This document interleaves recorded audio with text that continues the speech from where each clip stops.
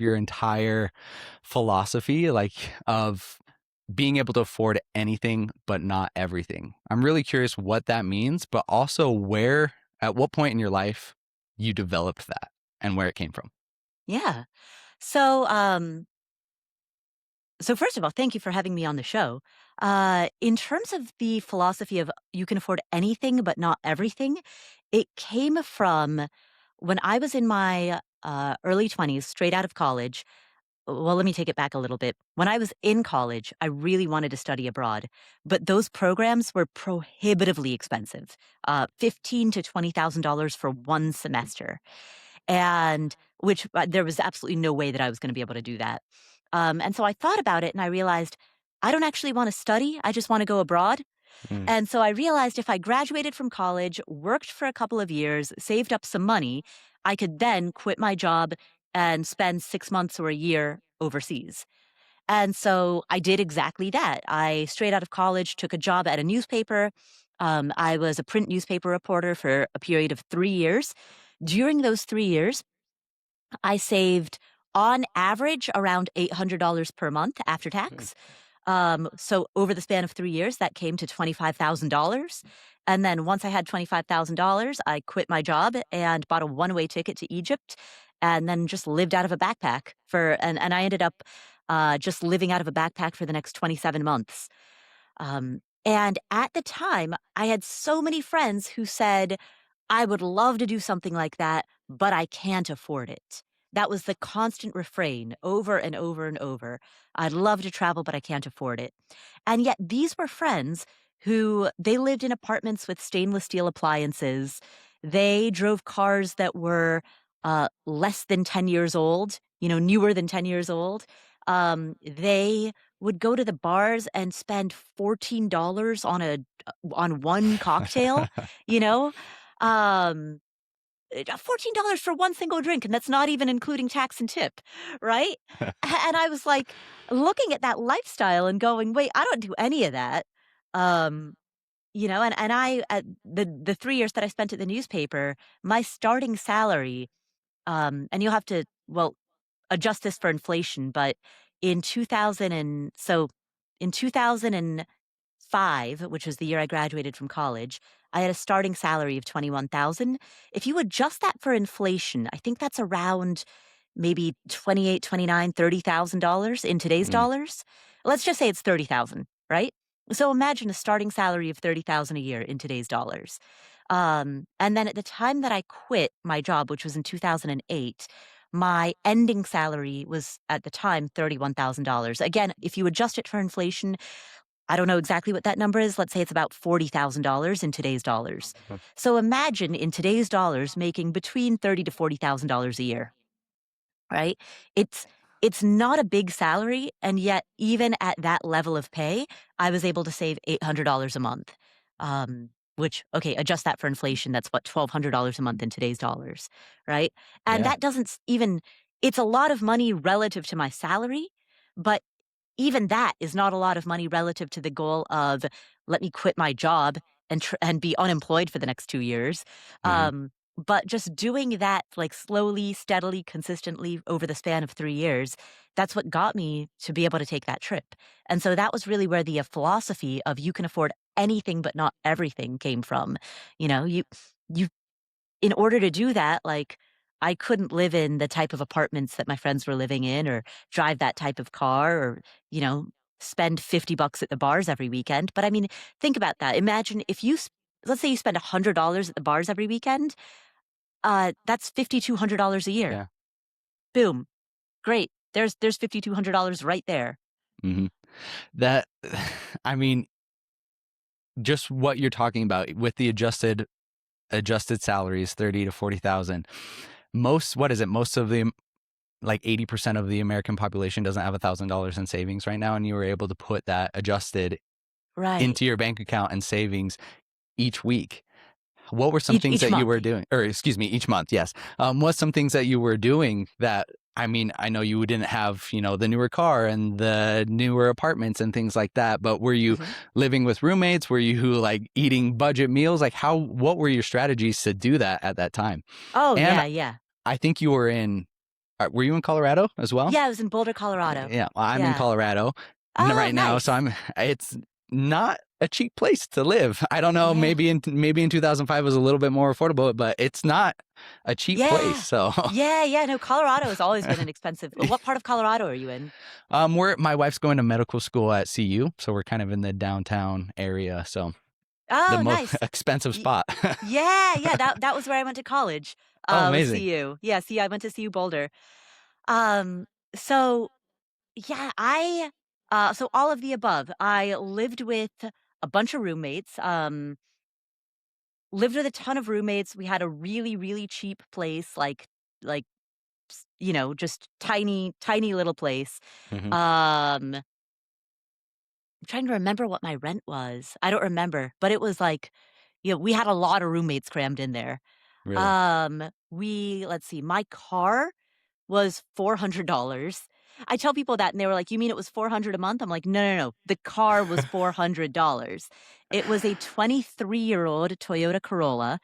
It was, uh the seatbelt had entirely frayed, which was, in hindsight, very unsafe, but the seatbelt had completely frayed through, so it literally did not have a driver's side seatbelt, and the body of the car had rusted through so much that, like, when it snowed inside the vehicle. Um, so, yeah, it was a 23-year-old Toyota Corolla with, like, I don't know, close to 300,000 miles on it. Hmm.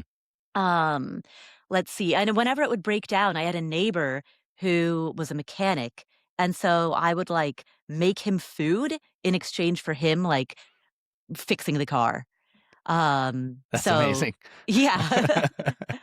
So, like, I did things like that. There were times I always, like, brought my lunch to work, Hmm. but if there was ever a time that I forgot, I wouldn't just, like, spend, 10 or $12 on lunch the way that people do these days. If I ever forgot to bring lunch to work, I would go to there was a grocery store, like, a couple blocks away, and they always set out free samples. And so I would go to the grocery store and just walk laps around the aisles and just like eat the free samples. And Yeah. I would do that to hold myself over until I could leave work and go home. Oh, So that's I like amazing. never ate out, just like never ate out, never. I mean, and at the time, like DoorDash, Uber Eats, like that wasn't a thing, Hmm. you know? Yeah. No one did that. Where did this mentality and this mindset come from? I mean, at a young age, was it all driven by the idea that you wanted to go travel abroad, or were you always had this frugal kind of mindset where you wanted to save and invest? Yeah, I think I grew up watching my parents be really frugal. So we were Mm. immigrants. My parents came to the United States when they were around 40. And my dad got his earning money in US dollars when he was, I think, 40, 41, 42, somewhere like in that neighborhood. Mhm. Um, and so they just got a late start. In the world of finance, you always hear, start investing early, start investing in your 20s because uh, that's how you get compounding interest to work for you. Mhm. And that is great advice, but it doesn't work when you've been earning money in Nepalese rupees through your 20s and 30s, which just doesn't translate to anything in US dollars. And then suddenly you're in your 40s and you're starting from scratch. And in your 40s, you're doing all of these things, these like rituals of adulthood that other people tend to do in their late teens or early 20s. Like in your 40s, you're buying your first car, you're renting your first apartment, you're getting your Mm. first job with a salary and benefits, right? And so my parents, because they had that late start in terms of their arrival in the US, they had to be very, very frugal. Especially because they were looking ahead and saying, you know what, we've got this daughter. One day we're going to send her to college, and then one day we're going to retire. And in order for us to be able to put money aside for these things that are going to happen in the next like 20 years, uh, we just have to be very, very frugal. And so, growing up, they were frugal out of necessity, and I just saw that and really deeply ingrained that mentality. Um, in fact, later in my life, it actually became, there's always a shadow side to everything. And later in my life, there were elements of that that I had to actually overcome Hmm. because I had really deeply internalized a scarcity mindset. And so then when I became an entrepreneur and became a business owner, I found that it was very difficult to reinvest money back into my company, to allow myself to, you have to spend money to make money. I found it to be very difficult to do that. It was easy for me, relatively easy to put money into index funds because it's a discrete, legible type of investment, Hmm. right? It's, with a predictable long term return, historically speaking. So putting money in a 401k in an index fund, no problem. Like, no mental barrier there. But, putting money into redesigning a website where the payoff to that is I don't even know how to calculate that. Like, Yeah. what exactly is the ROI on a website redesign? I'm not sure. And when the returns are so amorphous and so intangible, which has to be the case when you're building a business, it took years for me to get comfortable with that. So I don't want to present the idea that um, it deeply internalizing a frugal mindset is quote unquote good in all situations, because the same thing, there's that expression, what got you here won't get you there. Hmm. That same thing that is very useful when it comes to figuring out how to save an emergency fund or take a trip around the world can also be a hindrance when you are trying to grow a business. I think for a lot of people, that's kind of an unteachable lesson. And what I mean by that is like they can read about it and hear you and I talk about it, but then they're like, well, they don't really know until they actually do it and experience it. Like for me, I've always been very interested in, finance and personal development. I remember like being introduced to Robert Kiyosaki's Rich Dad Poor Dad at a very young age and like reading all of these books and getting hooked in that world. And then it wasn't until like a couple years ago where I thought I was in a position and I bought a new car and I was like, okay, cool, this is smart. It's at 0% interest. So yes, it's a depreciating asset, but I get paid for my driving from my work. And I'm like, it makes sense. And then I got the car. And then after like 1 month, I was like, my other car was just fine. Like I feel the exact same. Like I could have just been pocketing and investing this money. And I knew that like from years of like reading these books and listening to these people, I was like, I know that they're not going to get any kind of fulfillment or anything like that from these material goods. Like, but part of me still thought I would until like I did Yeah. it. And now I know, and so that's what I kind of mean by an unteachable lesson is like people can hear it, but they have to experience it to some degree for most people, at least for me. Yeah, yeah. Yeah, there are certain things. I had a contractor who said this to me once. Yeah. When I first started investing in rental properties, I was, again, that scarcity mindset. I was very much like, no, I'm going to do everything myself. I'm going to learn how to install baseboard, Yeah. that sort of a thing. And I had this contractor who kept telling me, um, he was like, look, if you want you need to focus on strategy and acquisition and growth and let somebody else install the baseboard. And I was like, I get it in theory, but, oh my God, that's $1,200 that I could save. Mm. Um, and I had to, he actually commented, he was like, I sense that this is something you're going to have to learn the hard way. And so he didn't push, and he was completely correct. Like, he didn't push the lesson too hard. He sort of gave me some gentle nudges every now and again. um, but sure enough, you know, after years of me saying, like, looking back and saying, man, I look back on all of the time that I spent, um, you know, ripping up carpet and applying coats of primer, uh, and trying to, you know, find a Holloway disposal for like this old dishwasher, right? And I Hmm. look back on all of that time, and if I had just spent that time, um, like even writing freelance articles to save up a down payment for another property, right? If I'd invested that same level of time into buying another property, then 10 years into the future, I would be in a much better position. Like sometimes being cheap ends up costing you more in the long term. Yeah, Um, absolutely. but it was 1,000% the type of thing that I had to learn the hard way. Real quick, before we get too deep into this conversation, I wanted to give you guys a peek under the hood when it comes to the data. So, the data on this app shows me that less than 21% of my average monthly listeners are actually subscribed to the show. Now, subscribing to the show helps way more than you'd think. It helps the show get pushed out to more people. It helps the show grow. It helps me get more guests. It helps improve the quality. So if you guys like listening to me, and more importantly, like listening to the guests that I'm bringing on, do me a quick favor, hit the subscribe button right here on this app, and we will continue to grow the show bigger and better with each and every episode. Thank you so much. To take it back to when you got to travel abroad, you got that one-way ticket. Were Mhm. you not making any money? You were just experiencing and enjoying it, and then you came back when the savings ran out? Like, how did that work? Yeah, I was working probably like 5 hours a week or so. Okay. So I was occasionally writing freelance articles here and there. That provided a little bit of money, like a few $100s a month.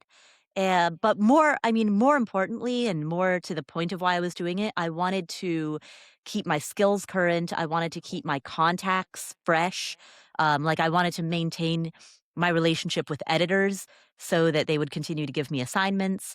Hmm. So I kind of stayed in the game by working around 5 hours a week. So light, a very light workload, but just enough, Yeah. just enough to not be obsolete. When you came back, did you come back to Boulder and get the same job where you were at the print? No. No, no. When I came back, I kind of so I when I came back, I moved to Atlanta. Hmm. Um, And then kind of bounced around for a while, like, there was probably a 6 to 8-month period where I was, like, trying a lot of different things and wasn't quite sure what I was going to do, and then in February of 2011, I started Afford Anything, which was, um, the at the time, a blog, that this is back when blogging was big, a blog and a brand, um, and so I started Afford Anything as a blog and simultaneously was making most of my money as a freelance writer at that time, and over the next 5 years, And how old were you freelance at this time? let's see. So I was 28? Okay. How Sure. old was I in 2011? Let's see. Um, in 2013, I turned 30. So yeah, I would have been 28. Mhm. Awesome. Um, so yeah, I was making most of my money as a freelance writer, and then I started this blog on the side, which wasn't really initially wasn't making anything. And then over the span of the next 5 years, so this would have been between the ages of what, 27, 28 until 32, 33. During that 5-year time span, 2 things happened. One was that I came to the realization that freelance writing would always be capped, but that if I developed an agency, created an agency model where we did full scale, um, manage content management and marketing for primarily small businesses, and I had a team of people working under me, um, that turned into a solid six-figure income. Um, and that was largely because, freelance writing is just a payment for a one discrete service. But the but if I widen that lens and said, what is the problem that I'm trying to solve? And the problem that I was trying to solve at the time is that there were a lot of small businesses, we're talking Hmm. accounting firms that have 3 full-time employees, right? Certified financial planners that, it's like just them and maybe one assistant, right? These are like very small businesses. They don't have enough money or enough staffing to have a full-time content person on their team, but they need like they need to get their website out there. They need Yeah. SEO, right? They need articles on their website. This is before social media was as big as it is now, and a lot of the focus was really around, like, put articles on your website so that when people go to your website, they can find these articles. It Mm, establishes trust. The SEO value from that brings new leads in. Um, and they don't just need a one-off article written. They need somebody to manage all of that. Like, they need someone to create an editorial calendar mhm. and to study the appropriate keywords and to, um, assign articles to a team of writers and then edit those articles and then schedule the posting, right? And then promote all of those posts on all of their various social channels. And so I just took over I created a company where I just took over that whole thing full service. So company was called Catalyst Communications, and I ran that full time from until 2016. Um, and then by the time I 2016 hit, the blog Afford Anything had grown enough that it had probably around 30,000 subscribers or so at that point. Awesome. And and it was big enough that I knew that I couldn't do both, that I could either run this agency or I could go into Afford Anything full time, but there was no way I was gonna be able to do both. I was just spreading myself too thin, and I had to pick one or the other. So I cut the agency and then went full time into Afford Anything. How much time were you spending from starting Afford Anything in 2011 and then the inception of Catalyst? How much time were you spending on both of them? Was it 80 Oh, 20, 50 50? geez. It was all of my time on both. Yeah, it was a lot. It was like solid hustle culture for 5 years. Um, like in a very deep way. Yeah. Because I was also buying rental properties. I was going to Um, ask, yeah. yeah. Cuz I know you bought your first when you were 27 or 28, correct? Yeah. Yeah, How exactly. so that's 2010, 2011 as well. How Yeah. how did you manage that while coming back from traveling abroad and then starting these two things? Yeah, it was a lot. It was a lot. There was that 5-year period from starting at 27, 28, um, up through 32, 33. That it was, I don't know if I could do that again. It Mhm. was 5 years of just, like, indescribable intensity. Mhm. Like, the amount of momentum like, I didn't have any tailwind momentum. I had to create all of that from scratch. And when you're accelerating the car from 0 miles per hour to 10 miles per hour, it takes so much more force, um, versus when you're at 60 and you can kinda go on cruise control. Yeah. So I'm on one hand, I remember at the time, like, I was jealous of people who, you know, I'd see them, like, on a Friday night just going out and, being 28. Mhm. And I remember, like, feeling jealous at the time because I was like, "Damn, I'm at my computer, I'm working, and I'm gonna be working until midnight, and then I'm gonna wake up at 7 AM and go to a rental property and, like, um, figure out what to do with the subflooring," right? Uh, and so I do remember a large sense of FOMO at that time. Yeah. Um, but so that was kind of the shadow side of it. But also now, like, I'm 42 and Mhm. looking just seeing the level of energy that I have now versus the level of energy that I had at 32. I know it's a bit of a cliche, but, like, I physically don't know if I could do that at this age. Yeah. Like, maybe I could, but I think the only way that I could do that at this age is if I was, like, really I would have to be super, super, super healthy. I would have to be, like, going to the gym, eating really clean, 0 alcohol, like, I would sleeping 8 hours a night, like, I would Yeah. have to be extremely disciplined and regimented about my health to be able to have the energy at 42 to be able to do what I could just do it naturally at 30. So, Mhm. so on one hand, I did have a lot of FOMO around, like, this sense of, like, missing out on the fun of being in my late 20s, early 30s. But on the other hand, like, there was just a certain, like, raw horsepower that I had at that time that physically would just be a lot tougher these Yeah. days. Well, it's the idea of like you can either enjoy your 20s and then have to be working, that 9 to 5 for the rest of the time, or you can Yeah. work really hard in your 20s and then be able to do whatever you want the rest of your time. I'm really curious because I'm 28 myself, and Mm. I'm really curious about the how, not necessarily like how you got all the financing and everything like that, but did you have enough in your savings when you came back that you were able to put down like a down payment on this? And it was a triplex, I believe, right? Triplex, yeah, yeah. Yeah. No, it So took 2 years. It took 2 okay, years of okay, savings. Yeah, gotcha. so the down payment was $25,000, Mm-hmm. and I split that down payment with a partner, so my share of Mm, that was 12,500, and it took me 2 years to come up with mm, that. So, okay. yeah. That so you did that 27 28. You guys were living in one and then renting Yeah, out the other two? we were living in one with roommates, so we Oh, nice. had 5 people living in a 3-bedroom.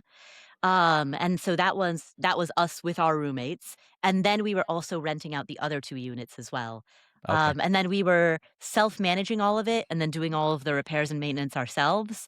And so between the rent that we collected from our roommates plus the other 2 units, that was covering all of the expenses. And was this So, in Atlanta? yeah, this is in Atlanta. Okay, cool. How much of that do you think Malcolm Gladwell's book Outliers? It's Mhm. great. It talks about how many of these outliers are created based off of the environments and the positions that they're in. Except, like you talk about professional hockey players, and the further you go into their career, like if you go into college and then into professional, it talks about how the majority of them have an early birthday in like January because they were the Yeah. oldest and the most developed. And then it talks Yep. about like Bill Gates, how he was born and happened to have access to like the only available computer in the country. And so he was exposed to that at such an early age and had that Yeah. advantage and things like that. How much of it do you think like 2011, we're 3 years out from 2008, interest rates are Yeah. pretty low, prices are pretty low. Mhm. Do you think that's repeatable now? Yeah, so I will so I'll say a couple of things. Number 1, I deeply believe that, millennials were were just positioned perfectly to Mm, make money. And what's funny about that is that all of the headlines that you read in the popular press are like, "Oh, millennials have it so tough. Wah, wah, wah, wah, wah." I deeply believe that millennials, and particularly older millennials, um like, anyone who graduated from college between 2005 to 2010, mm, like, I very, very deeply believe that the older millennial generation was perfectly positioned to make a lot of money because we came out of college, like, right in the Great Recession, and what that meant was that we were starting to invest right at the bottom of the market. mhm, Um and so the power of being able to pick up assets, like to start as an investor in 2009, 2010, 2011, 2012, right? To start as an investor during that time frame, like I honestly I don't understand why every millennial isn't just bonkers wealthy. You know, um, particularly the older cusp of the millennials. Like, I yeah. get, there's that younger half of the millennials who graduated college in, like, what, 2015? Mhm. But, like, the older cusp of the millennials that graduated college in, like, 2008, 2009, 2010, I truly don't understand why we're not all just totally, totally rich. Because and you don't even have to buy rental properties. If you bought index funds, you could buy an S&P 500 index fund and just shovel all your money, like, live ultra cheap in the way that you can when you're 21, right? Mhm. You can live, like, super, super cheap when you're 21, 22. Live ultra cheap, work 4 jobs, because you have that kind of energy when you're 21, 22. Shovel all of your money into an S&P 500 index fund. Um, do all of that in the year 2011, 2012, and, like, boom, today, you would have, like, a few $1,000,000, Yeah. right? And And yet, when you read these headlines about millennials, the headlines would lead you to believe a very different story. The Hmm. headlines are like, millennials have it so tough. Millennials can't get ahead. Um, that that doesn't make any sense to me. And I just, again, I don't get why the very generation that graduated into the bottom of the market, um, I don't get why that's a cause for complaint, Yeah. you know? Uh, How yeah. do you think it compares to, let's say, that 2010 or 2005 to 2010 college graduating class to, let's say, the past 5 years? Like, what position do you think these newer, younger kids are in? Yeah. So the one thing that I will never fully be able to relate to or understand was is the developmental impact of living through the pandemic when you're Mm, very young. hmm. Because there's got to be some kind of a psychological impact with that. Like, to Yeah. experience the pandemic when you're in high school or when you're in college, like, those are such key social development years. And I really have a lot. I don't know what that, like, psychologically, what that does to a person. Yeah. I don't think I'll ever be able to understand, you know, psychologically what that does to a person. And if there is any silver lining, it's that at a minimum, at least that's a shared experience that your entire generation has, uh, which is, you know, there's always comfort in when something is when you're not the only one, when it's a shared experience. So it would certainly be a lot harder to, you know, if to be an individual who maybe through, like, strict parenting, um, had to miss out, like, had to live in a individually quarantined environment in an Hmm. when all of your friends are doing something different. Like, I think that would be a lot tougher because then there's nobody who could relate to that experience. Hmm. So if there is any silver lining, it's that everyone went through the same shared experience, and you can all relate to it. You can relate to one another in terms of going through it. But I also recognize that, I mean, to be, I mean, imagine experiencing your 21st birthday in the middle of a quarantine, right? In the middle of Yeah. shutdowns. Like, yeah, that would impact you in a way that I will never quite be able to understand. Um, that said, if we shift the conversation specifically towards money, investing, opportunities. So I think the real opportunity right now for uh, anyone who's in their early to mid 20s is that we're shifting into a completely new environment when it comes to AI. And people in their 20s are positioned to be able to take maximum advantage of that simply because you don't yet have the habits and the baggage of, like, this is the way we've always done things. Yeah. You don't have um, you don't have that. Like, you have the malleability of being in your 20s right at the moment when when the way that everything works is about to change. And so I look back at, for example, the late 90s, early 2000s, like, when the internet was becoming a thing for the first time. Hmm. Um, and again, again, I know I keep coming back to, like, why millennials are really the best positioned generation, but this was another way in which, like, as millennials, we were coming into the world right at the time when the internet was really becoming a thing. Um, like we were we were looking at Gen X and baby boomers and how reluctant they were to make online purchases because the idea of giving your credit card to somebody over a website was scary. Hmm. Um, how reluctant they were to use Craigslist, this is before Facebook Marketplace. Uh, how reluctant they were to convey ideas over email, right? Like there was a certain apprehension that they had that we as millennials never experienced, and so we embraced moving to email and doing things online much faster. And in fact, when I made the decision to leave a print newspaper, a large part of that was because I could s I was looking into the future and I was like, "You know what? Print newspapers are not the way of the future. The future of media is going to be online, it's gonna be digital, it's gonna be independent," and I wanted to get ahead of that curve. And there were people who were 20 years older than me who were clinging on to the way things used to be. But because I saw that, with in the 90s, we called it the information superhighway, Hmm. right? Which later became known as the internet, right? Like, we had this brand new technology and it was called the internet, and it was clear that this new thing called the internet was not just a fad, and it was going to fundamentally reshape the way that we live and the way that we work, and I wanted to get ahead of that.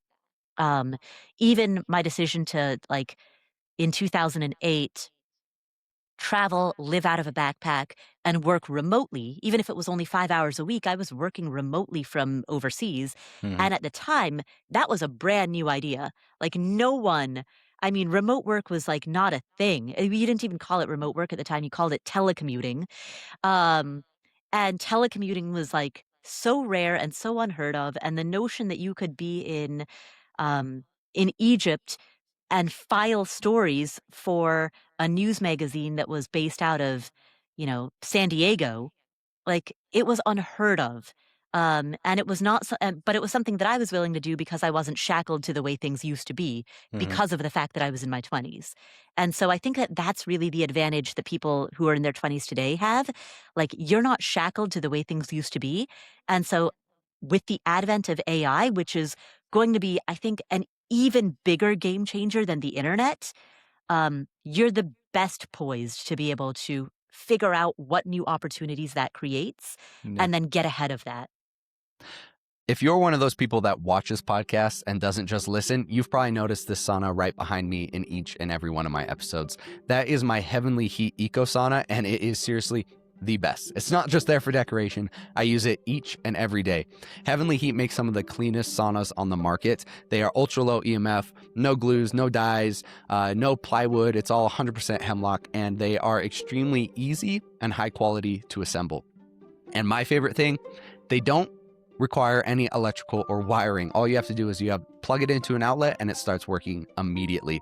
Heavenly Heat is a sponsor of the show, and if you're interested in getting a high quality sauna, head to heavenlyheatsaunas.com/Merrill. That's heavenlyheatsaunas.com/MERRILL, and use the code Merrill at checkout to save some money. Thank you so much. I mean, speaking of AI, there was a tweet that Elon Musk made in response to Ray Dalio, I believe, like Mhm. 2 or 3 weeks ago. Ray was saying they were going to commit $250 to 300,000 kids in Trump's $1,000 fund or whatever that Oh, yeah, was. yeah, yeah, the Invest America Fund, Yeah, yeah. yeah. And then Elon responds to that, and I have it written down here. He says, the tweet was, "There will be no poverty in the future, and so no need to save money. There will be universal high income." I want to know kind of your take on that tweet, given what you just said. I think that's very, utopian. Okay. Um, I think that's a bit of a utopian fantasy. The history of humankind is the history of people predicting that certain technologies will make work obsolete, Mm, but the nature of humans is to work. mhm, Like, we are a species that works. It's coded into our DNA. And when we find some kind of time saving or productivity enhancing technology, um, we fill that time. Parkinson's law, like, work expands to mhm, fill the time you give it. We figure out a way to fill that time doing some other productive thing that would be defined roughly as work. So, for example, um, there were people, when washing machines were invented, like people predominantly women, but like people would used to spend all day hand washing clothes, like, going to the riverbanks and like, slapping the clothes against the rock and finding a little pumice stone and scraping the pumice stone against the clothes. All right. And then like or even there's still today communities in parts of the world where just fetching clean drinking water is an all Mm. day activity because you have to walk 3 miles to the source of the clean drinking water, and then you have to fetch the water and put it on your head and carry it back to your village, right? And so just getting clean drinking water takes your entire day. And so when these new technologies were developed, like washing machines and tap water, running tap water, clean, sanitized running tap water, you could easily predict that like, oh, well, there will be no more work Mhm. now that you can just turn a tap and immediately get water. Now that you can just have a machine that cleans your clothes and it takes you 5 minutes to toss your clothes in and, you know, uh, Yeah. right. And the price point of that is affordable for any middle class family.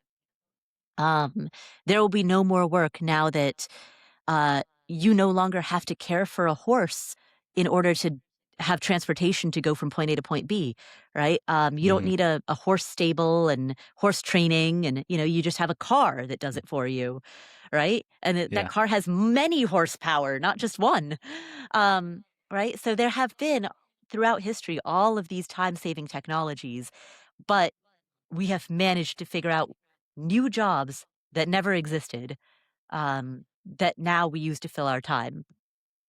So the What would time that yeah, time that you're not washing your clothes, you're editing a podcast. Yeah. Yeah. Well, I mean, could somebody make the argument that the AI combined with actual real physical robotics, like, coming out would be kind of different? Because like, the scenarios that you suggested, like, water and and available water, those are all very specific. But if you have something that can do all of these things, it's a little bit more difficult to kind of project forward and say, well, what can I do specifically to make money? I completely agree. Humans are always going to be wanting to make something. That's why I wanted to get like a podcast and talk to people, is because like, Mhm. yes, an AI can do this, and probably like it can do it now. Like Yeah. you have the AI podcasts, but it doesn't scratch the itch of like me wanting to create and put something out into the world, whether or not that's for money or not. But I completely agree with what you're saying, with people will be wanting to do something. It's just, how many of the things will there be available to do to get paid for? Mm. Well, so I certainly think anything that is relationship driven Mm, will have tremendous value yeah. because there is a very fundamental human need. We saw this during the pandemic. Very, very fundamental human need to connect with other humans. Um, and and that is just a very core intrinsic need that will never go away. Mhm. And uh, AI can't replace that. Even even um, if we use like AI chatbots as conversational companions, like the knowledge that this is an AI chatbot and not another human being will always make it a little uh, insufficient, Mhm. right? Because there is a very, very core human need to have human connection. Um, and to have connection with like organic mammals, Yeah. like no virtual dog can replace the experience of having a real dog. You know, people have tried what Tamagotchis, right? Like people have tried to have virtual pets. Um, and sure, that can be fun, but it pales in the comparison to having an actual real German Shepherd or Collie Mhm. or whatever, right? So same thing. So I would say in terms of what skill set, broadly speaking, what skill sets can you develop? Work on your EQ. Like work Okay. on your interpersonal skills, your people skills, um, because AI can code, AI can Mhm. write, AI can edit. I mean, we still have to be, at least for now, we still have to supervise. Um, but AI can learn a lot of these technical skills, But the thing that AI can never do is provide um, the emotional support and the emotional companionship that, that is comparable to like why we still have real dogs Yeah. instead of just virtual dogs. So leaning more on the social connection and trying to develop those skills.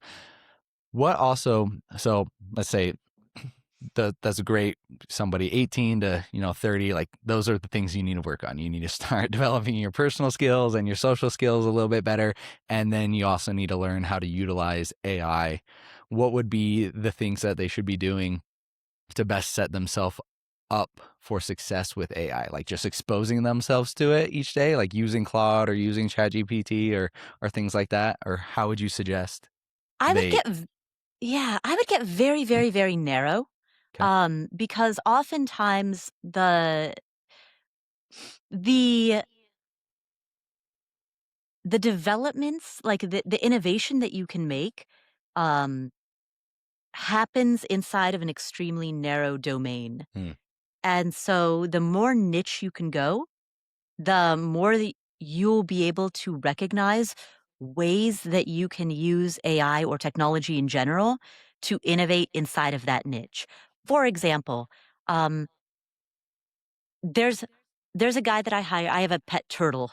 Um, I there's a guy that I hire whose his expertise is the maintenance of aquariums generally, but, um, what a fish tank needs is very different from what, like, a reptile tank Yeah. needs, Hmm. and his expertise is specifically reptile care. So, aquatic reptiles, like I have a yellow belly slider turtle, Cool. so, he's great with aquatic turtles, he's also great with if you have a lizard and you need a terrarium, um, like, that is his core skill set. So so how will AI and technology generally innovate, or create productivity gains in all of the in, like, the setup of terrariums? I don't know the answer to that, but I bet he does, Yeah. right? I bet he's got some ideas.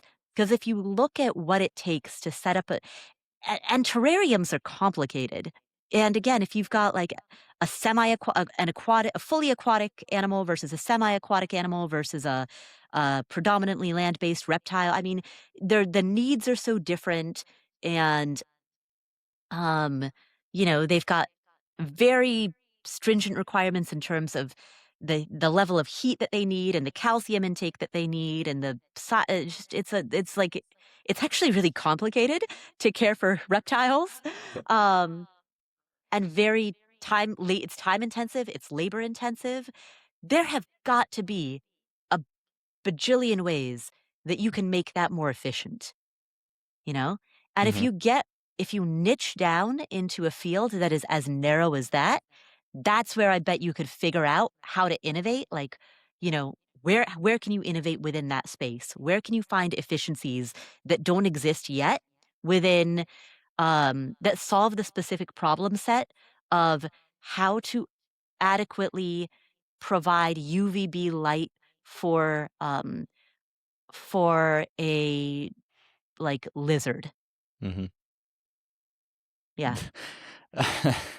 So niching down. So let's say somebody's listening to this who's in their 20s. They're taking it to heart. So they start niching down and learning AI. They start developing their personal and emotional skills and EQ. But they're also working a job and making some money.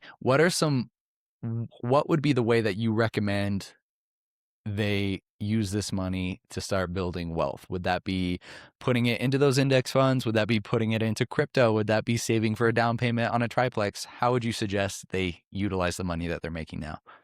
I certainly think that for everyone, the place you start are tax advantaged funds. So like Mm, 401k, yep. IRA, buy index funds inside of tax advantaged accounts, because that is just the foundational cornerstone, right? Hmm. Can you explain a Later, 401k to sure, sure. people who may not know what that is? Yeah, so generally speaking, there are think of it like this. So what we think of as quote unquote retirement accounts, those retirement accounts are basically a deal that you make with the government in which the government gives you a tax break in exchange for you promising not to tap that money until you are a certain age. So, for example, 59 and a half, right? So, don't even think of it as a retirement account because some people get really hung up on the word retirement. Think of it as an age restricted tax advantaged account, Mm. right? So, a 401k, an IRA, a SEP IRA, a simple IRA, um, all of these are age restricted accounts, meaning you and the government have made a deal where you say, any money that I put in here, I'm not going to take out until I'm a certain age. And then the government says, oh, great. In exchange for that promise, we're going to give you some big tax breaks. Mm. And most employers would also have a company match as well, so that free money. Yeah. Yeah, exactly. Exactly. So many employers do offer some kind of a company match. So definitely get, at a minimum, get up to your full company match. But even if you don't have a company match from your employer, uh, open an IRA, you Okay. know, open it like whether or not you get a company match. I know a lot of people say, well, my employer doesn't offer anything. So therefore I don't, Hmm. therefore I can't participate in this. You can. You can open an IRA no matter what, as long as you have earned income. Do you think people should go straight to this, or should they have a certain amount of money saved up in an emergency fund before they start doing that? I'd say at least $1,000 in an emergency fund. Um, yeah, like, well, all right. If you have a company match, prioritize the company match as number one. Hmm.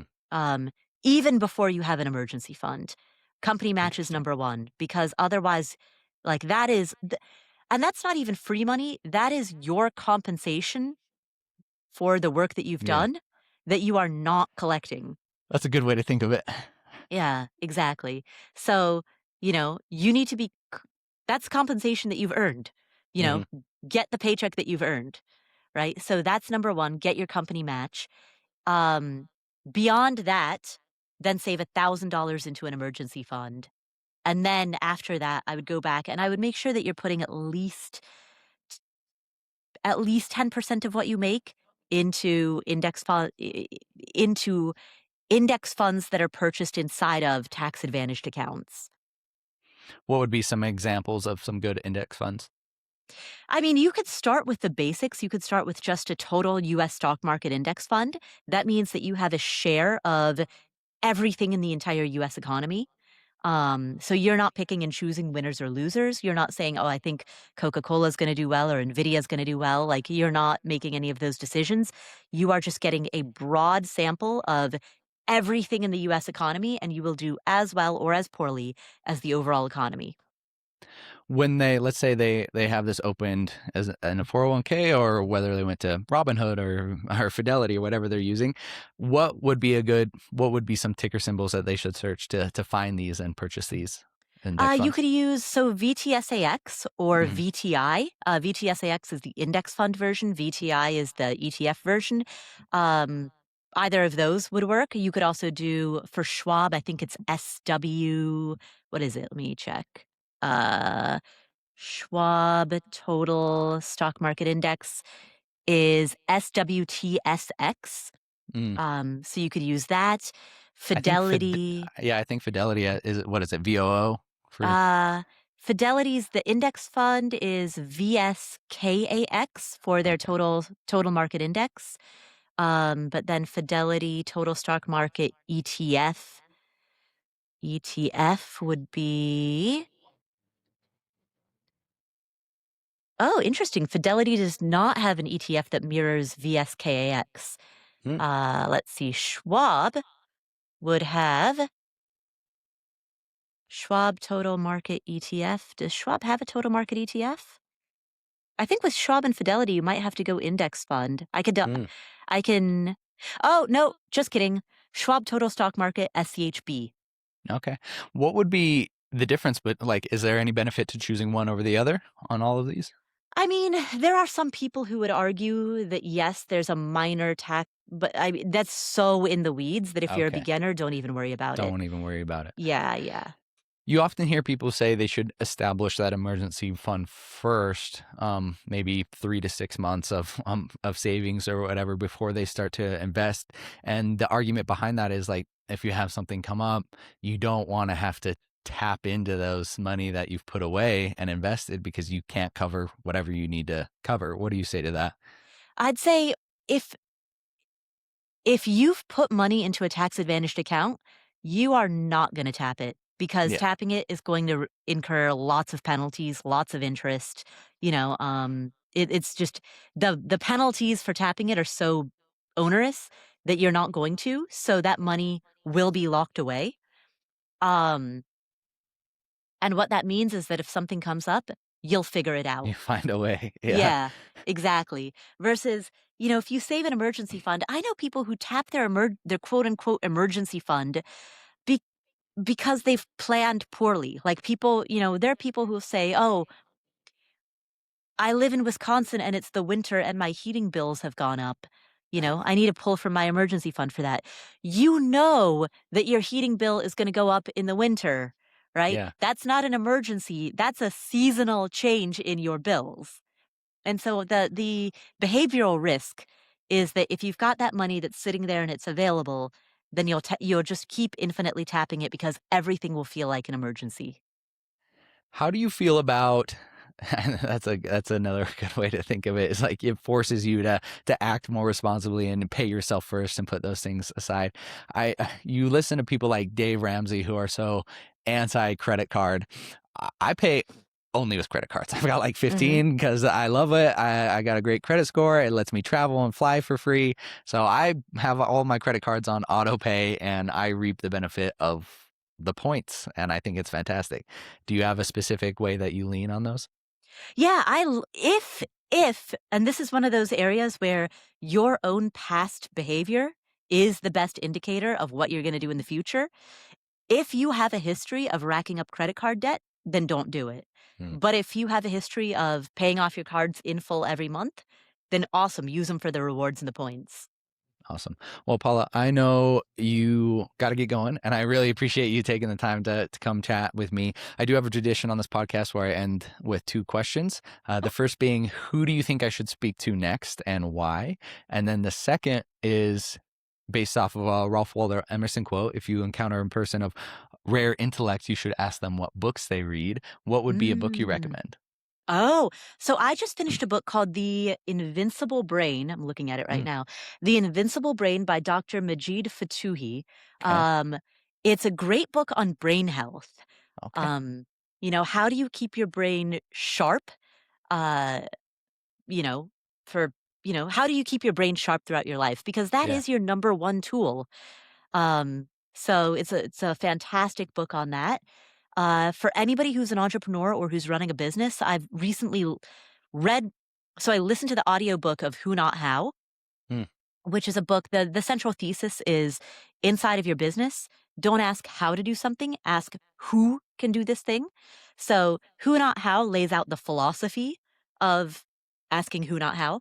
mhm. So I listened to the audiobook version of that. And then if you want the actual practical implementation of how to hire, so there's a book called Who, written by Jeff Smart and Randy Street, Geoff, Jeff Smart and Randy Street. And that is a great book on how to hire. So, so who, not how, and who. Okay. Yeah. It's a little bit like who's on first here. But those 2 books, like the Who Not How is the philosophy and Who is the implementation, that combination of those 2 books, especially read in that order, Hmm. will, as an entrepreneur, that I think sets you up really well for, growing your team and hiring. So, I'll add them to yeah. my list. My rate of podcasting is faster than my rate of reading, so it's it just builds. I try to read a lot, but I can't keep up. So I'm definitely going to get to those. And then, who do you think I should speak to next, and why? Ooh. Hmm, that's a great question. Let's see.